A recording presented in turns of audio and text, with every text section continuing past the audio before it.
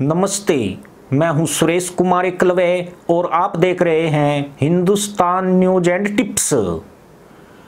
पूरी दुनिया को रेल, सड़क और समुद्री नेटवर्क के जरिए जोड़कर वर्चस्व कायम करने के सपने देखने वाले ड्रैगन के अच्छे दिन अब खत्म हो गए हैं और चीनी ड्रैगन के सिर पर एक ऐसा पत्थर बंध गया है जो उसे समुद्र में डुबोकर तबाह कर देगा। तानाशाह शी जिनपिंग का ड्रीम प्रोजेक्ट BRI, जिसे माओ के चेले ने 9 साल पहले लॉन्च किया था और एक के बाद एक छोटे देश को कर्ज के जाल में फंसाना शुरू किया था, उस प्रोजेक्ट की अब बुरी तरह से बैंड बज गई है। इसके लिए चीन के बैंकों ने जो अंधाधुंध कर्ज बांटे हैं, उनकी वापसी की उम्मीद तो छोड़िए, चीन इस प्रोजेक्ट पर जितना पैसा लुटा चुका है उसकी भरपाई भी नामुमकिन है। चीन ने जिस कोरोना वायरस को जन्म दिया और उसे पाल पोस कर दुनिया में फैलाया, अब वही वायरस चीनियों की तशरीफ में घुस गया है, जहां से चीन की अर्थव्यवस्था को डंक मारने के लिए पूरी तरह से तैयार है।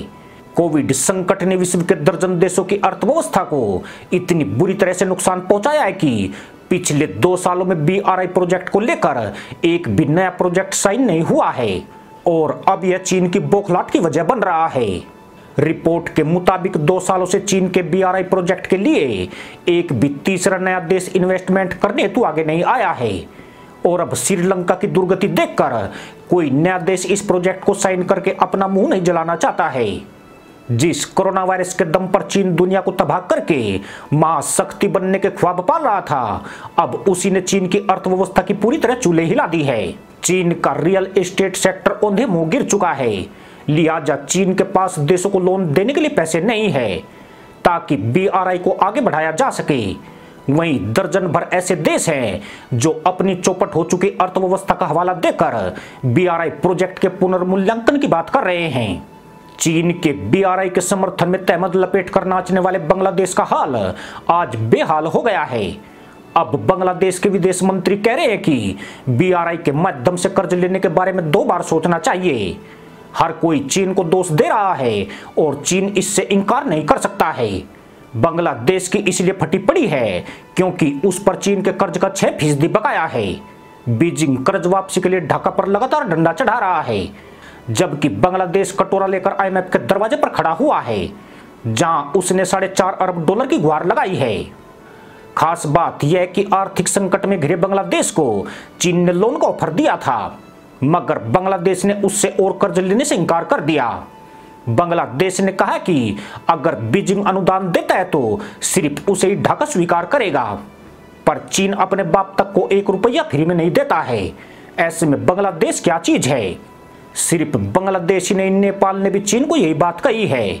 नेपाल ने भी श्रीलंका के पतन के लिए चीन को जिम्मेदार माना है और चीन से कहा है कि वो अब नया कर्ज स्वीकार नहीं करेगा, भले ही उसकी परियोजना धूल फांकने लगे। श्रीलंका के ऊपर चीन के कुल कर्ज का 10% बकाया है और चीन ने श्रीलंका के कर्ज को रिस्ट्रक्चर करने और छूट देने से मना कर दिया है। लिहाजा अब पूरी दुनिया के सामने श्रीलंका एक बड़ा उदाहरण बन गया है और तमाम देश श्रीलंका का हवाला देकर चीन से कर्ज लेने से इनकार करने लगे हैं।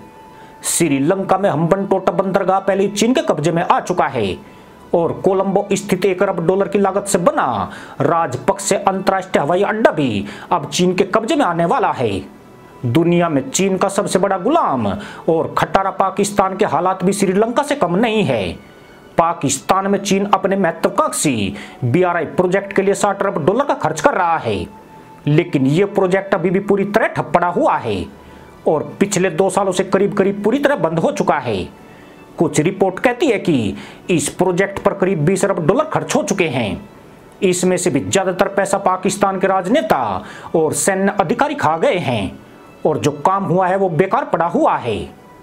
पाकिस्तान के मकरान तट पर गवादर बंदरगाह अभी भी अधूरा पड़ा हुआ है क्योंकि बलूच फ्रीडम फाइटर ने साफ कर दिया है कि वो चीन को बलूचिस्तान से उखाड़कर ही दम लेंगे।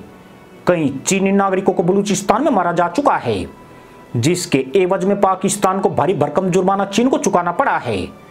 पिछले दिनों पाकिस्तानी वायुसेना के हेलीकॉप्टर को भी बलूचों ने मार गिराया था, लिहाजा ड्रैगन डरा हुआ है और BRI प्रोजेक्ट धूल फांक रहा है।